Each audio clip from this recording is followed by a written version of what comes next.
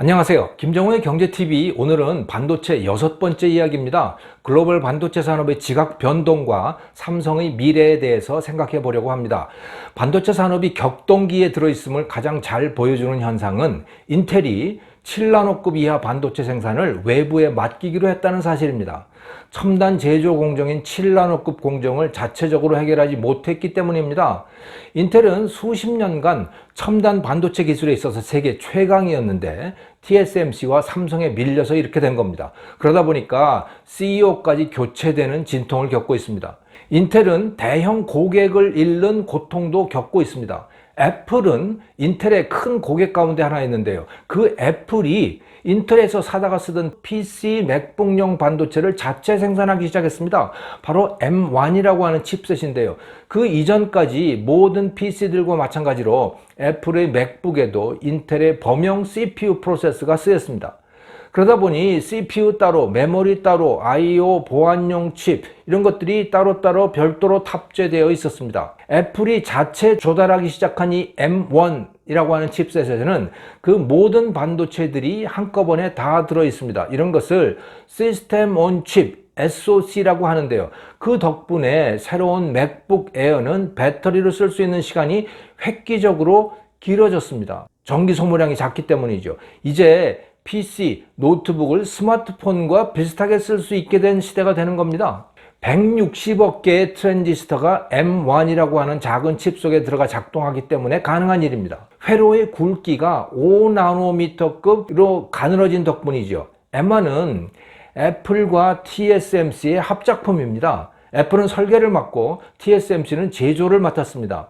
TSMC의 5나노급 제조 기술이 있었기에 가능해진 일입니다. 결국 TSMC의 제조 능력이 애플을 인텔로부터 독립시켰고 인텔은 가장 큰 고객 중 하나를 잃게 된 겁니다. 아마존과 구글도 애플처럼 인텔로부터 독립 움직임을 보이고 있습니다. 아마존은 거대한 데이터 센터를 운영 중인데요. 거기에서도 지금까지 써오던 인텔의 범용 반도체 대신에 자체 설계한 프로세서를 사용할 계획입니다. 아마존 반도체 이름은 그라비톤인데요. 기존의 인텔 프로세서보다 비용을 40%나 절감할 수 있다고 합니다. 구글 역시 텐서 처리 장치, 텐서 프로세싱 유닛이라고 하는 맞춤형 칩셋을 도입 중이고요. 중국의 검색 플랫폼 기업인 바이두도 맞춤형 인공지능 반도체 쿤룬을 준비 중이라고 합니다. 엔비디아, 마이크로소프트 역시 자체 제작한 맞춤형 반도체를 준비 중이라는 보도가 나오고 있습니다. 물론 애플은 인텔 수입의 2 내지 3% 정도에 불과하기 때문에 인텔에 당장 큰일이 난 것은 아닙니다. 오히려 코로나 이후에 반도체 수요가 크게 늘어서 인텔의 매출도 오히려 최대 규모를 기록했습니다. 하지만 대형 고객들이 떨어져 나간다는 사실은 인텔의 미래에 큰 먹구름이 아닐 수 없습니다. 인텔이 고객을 잃어가는 이유는 뭘까요? 첫째는 고객들의 수요를 충족시키지 못하기 때문입니다. 인공지능, AI 기능은 대표적입니다. 아마존이나 구글 같은 이런 데들은 AI의 활용도가 급속히 커지고 있습니다. 예를 들어 여러분들 중에 유튜브 추천 영상에 떠 있는 이 영상을 클릭해서 들어오신 분이 계실 텐데요. 유튜브, 즉 구글의 알고리즘이 여러분의 취향에 맞게 영상을 추천한 것입니다. 인공지능의 초보적인 형태를 여러분들이 경험하시고 계시는 거죠. 구글의 검색 기능, 아마존 같은 쇼핑 사이트의 상품 추천 기능, 스마트폰의 음성 대화 기능, 이런 AI들의 용도는 급속히 늘어나고 있습니다.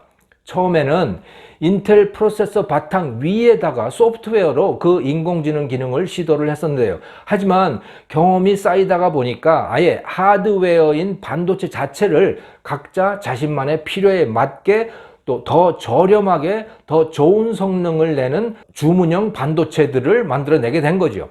애플 같은 경우는 속도는 더 빠르면서도 전력 소모는 작은 반도체를 원했던 겁니다. 그렇게 된다면 PC를 전원에 연결하지 않고도 스마트폰처럼 들고 다니면서 사용할 수 있겠죠.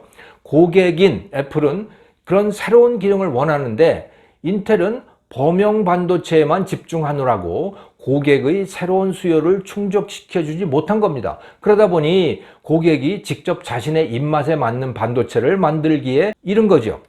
둘째는 반도체 위탁 생산업체, 즉 파운드리의 기술력을 인텔이 따라잡지 못하기 때문입니다. 새로운 수요가 있더라도 다른 공급자가 없다면 어쩔 수 없이 인텔의 그 범용 반도체를 계속 쓸 수밖에 없었겠지요. 하지만 설계만 잘하면 인텔보다도 더 잘 만들어줄 수 있는 업체들이 생겨난 거예요. 위탁 생산 업체들, 즉 뛰어난 파운드리가 생겨난 겁니다. 세계 파운드리 시장의 빅3는 대만의 TSMC, 한국의 삼성전자, 미국의 글로벌 파운드리인데요.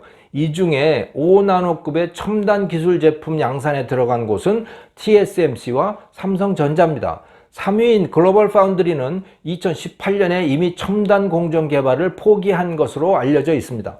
문제는 인텔이 7나노의 벽을 넘지 못하고 있다는 사실입니다. 2023년에야 가능하기 때문에 그 이전까지는 자기 반도체를 TSMC나 삼성에 맡겨서 제조해야 하는 처지가 된 겁니다. 사정이 이렇다 보니까 한 발이라도 앞서가고 싶은 애플, 구글, 아마존 같은 고객들은 자기가 설계한 반도체를 TSMC에 맡겨서 제조하기에 이르렀습니다.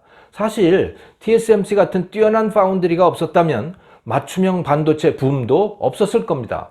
인텔은 TSMC의 발전, 그 유탄을 맞은 셈입니다. 인텔이 새로운 수요에 제대로 대응하지 못한 것은 이번이 처음이 아닙니다. 2007년 PC와 노트북이 대세이던 시절에 스티브 잡스가 스마트폰을 들고 나왔을 때 그때도 그랬습니다. 늘 전원에 연결해서 쓰는 PC와 노트북과는 달리 이 스마트폰은 배터리로 작동을 하죠. 따라서 전력을 많이 쓰면 안 되는 겁니다. 또 크기가 작기 때문에 PC나 노트북에서처럼 CPU, 메모리, 모뎀 같은 것들을 따로따로 탑재하기도 불편을 합니다. PC에서는 여러 개로 나눠져 있는 반도체를 스마트폰에서는 하나로 통합할 필요가 절실해진 것이죠. 이런 문제를 해결하려고 ARM이라고 하는 기업이 전기를 조금만 쓰는 프로그램 언어를 개발해서 널리 쓰이게 됐습니다. 또 스마트폰 업체들도 컴퓨터용 CPU뿐 아니라 통신, 카메라 제어 이런 여러 기능들을 하나의 반도체에 탑재한 저마다의 주문형 반도체를 만들어 스마트폰을 출시를 했습니다. 삼성전자의 갤럭시 폰에는 엑시노스라고 하는 어플리케이션 프로세서가 들어가 있는 것들이 많이 있습니다. 퀄컴은 안드로이드 폰 전용인 어플리케이션 프로세서, 이름이 스냅드래곤인데요. 스냅드래곤을 만들어서 판매합니다. 삼성전자도 미국과 중국에 출시되는 이 갤럭시 폰에는 퀄컴의 스냅드래곤을 탑재해서 쓰고 있습니다. 참 이 영어 이름들이 많이 나오네요. 어쩔 수가 없습니다. 이건 다 이름이기 때문에 할 수가 없네요. 인텔도 스마트폰을 위한 반도체를 개발 안 한 것이 아닙니다. 아이폰 출시 다음 해였던 2008년 아톰이라고 하는 모바일용 어플리케이션 프로세서를 출시했습니다. 스마트폰에 쓰일 수 있도록 전력 소모량을 줄인 제품이었습니다. 2012년에는 솔로라고 하는 스마트폰을 내놨습니다. 그런데 이것 결과가 실패였습니다. 기술이 부족해서가 아니라 모바일 시장을 너무 가볍게 여긴 결과라고 하는 것이 이 분야 전문가인 조엘 히루스카의 진단입니다. 조엘이라고 하는 사람은 익스트림 테크, PC 매거진 같은 여러 매체의 칼럼니스트입니다.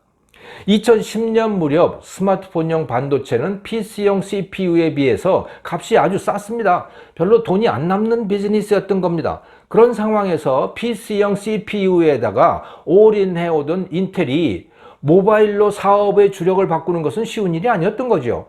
또 그러고 싶지도 않았던 겁니다.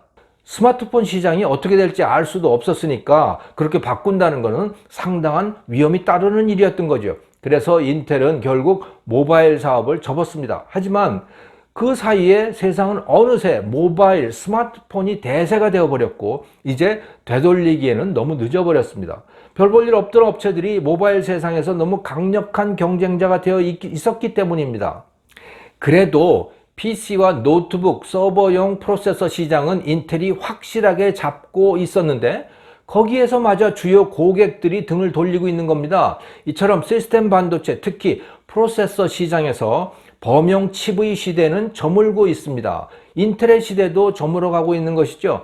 애플, 아마존, 구글, 바이두, 화웨이 같은 이런 대형 반도체 고객들은 저마다 맞춤형 반도체를 만들어 쓰는 시대로 접어들고 있습니다. 앞으로 세상에는 수요자가 자체 개발한 다양한 반도체들이 등장하게 될 겁니다. 그런 활동을 돕는 새로운 기업들도 매우 다양한 기업들이 등장할 거라고 봅니다. 하지만 반도체 제조, 즉 설계도를 실리콘에 새겨 넣는 일은 정반대 방향으로 변하고 있습니다. 그 많던 제조 공장들이 문을 닫고 있는 겁니다.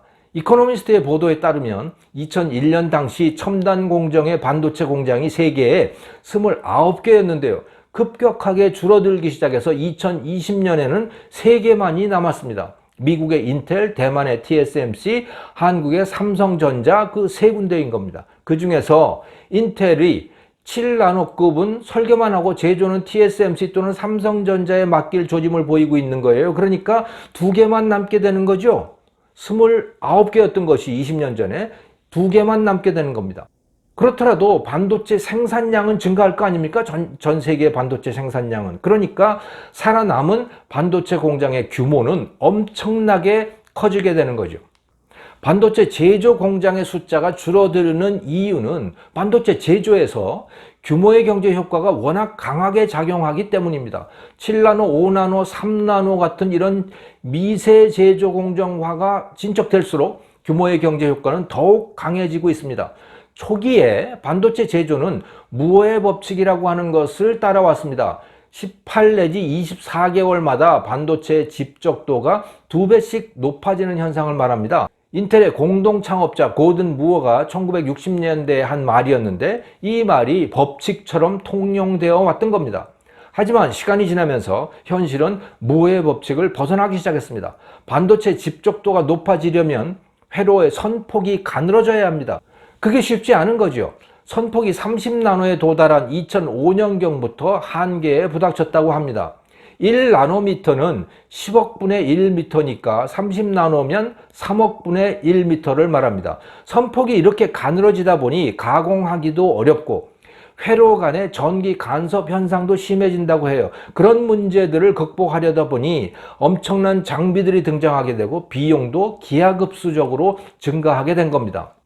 2000년 무렵 최첨단 반도체 라인 건설 비용은 하나에 10억 달러, 대략 1조 원 수준이었는데요. 10년이 지난 2011년에는 30억 내지 40억 달러로 3배나 늘었고요. 그리고 2020년 TSMC가 대만에 건설한 3나노급 첨단 시설은 195억 달러, 무려 20조 원이 들었습니다. 설계, 검사 같은 이런 생산에 들어가는 비용도 기하급수적으로 증가합니다.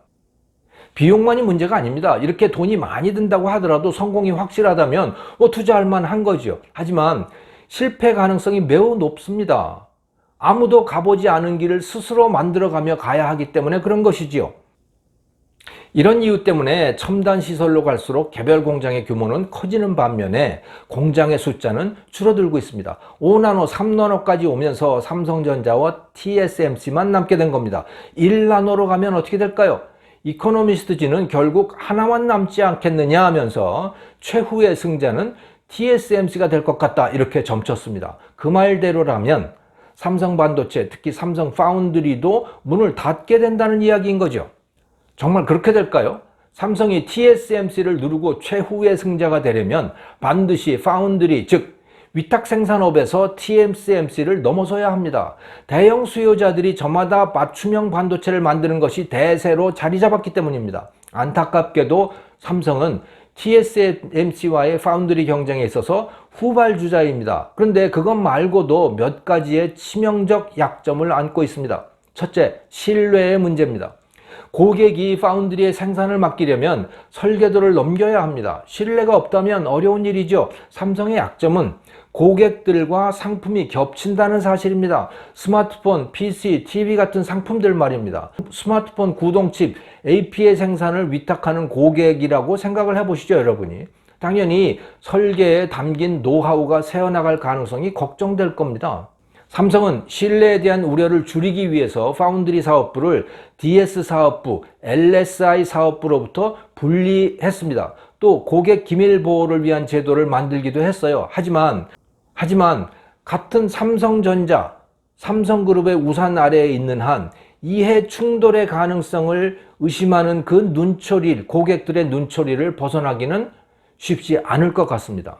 둘째, 일본 기업들과의 협력이 어렵습니다. 첨단 제품으로 갈수록 소재와 장비의 중요성도 커지는데요. 일본은 그 분야의 최강자이죠. 한국 기업은 정치적 문제로 그들과 협력이 쉽지 않습니다. 최근 파운드리 1위 업체인 TSMC가 3차원 집적 회로 3DIC용 소재 개발을 위해서 R&D 센터를 일본에 세우기로 했습니다. 소재 분야에서 높은 경쟁력을 가진 일본 업체들과 협업으로 새로운 가능성을 찾기 위함입니다. TSMC는 또 후공정 공장도 일본에 두기로 결정을 했어요. 반면에 삼성전자에게 일본 업체들과의 협력은 매우 어려운 일이지요. 한국 정부와 정치권, 여론이 모두 반대를 할 것이기 때문입니다. 또 일본 정부도 어떻게 나올지 알 수 없어요. 그러니까 삼성은 한쪽 손발이 묶이게 된다는 거죠. 그것은 TSMC와의 경쟁에서 큰 약점임이 분명합니다. 셋째, 최고 결정권자 이재용 부회장의 부재로 큰 결정을 내리기가 힘들다는 사실입니다. 삼성이. 세계 반도체 산업이 격동기에 접어든 만큼 결정권자의 빈자리가 큰 손실로 이어질 수 있습니다. 예를 들어 지금 유럽연합 EU가 반도체 자급을 위해서 유럽 지역 내에 첨단 파운드리 공장 유치를 계획 중입니다. 삼성전자 또는 TSMC 가운데 하나가 될 텐데 삼성의 최고 의사결정권자가 감옥에 들어앉아 있으니 결정적인 약점이 아닐 수가 없습니다. 대한민국 최고의 산업 반도체는 TSMC를 꺾고 세계 최고에 오를 수 있을까요? 아니면 이코노미스트의 말처럼 그것마저도 사라지게 될까요? 이코노미스트의 예언이 틀리기를 바랍니다. 김정호의 경제TV, 오늘은 반도체 시리즈 제6편 글로벌 반도체 산업의 지각 변동에 대해서 말씀드렸습니다. 감사합니다.